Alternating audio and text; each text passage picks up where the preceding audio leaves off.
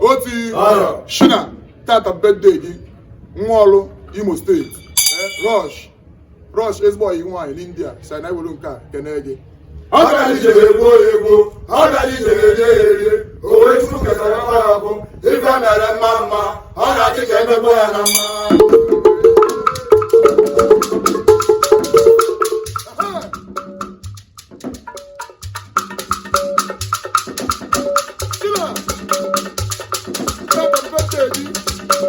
Ya mere anyị akwụrụ n'egbu nke a. Elijah sịrị na ọ bịara ije na-egbuo ya egbuo.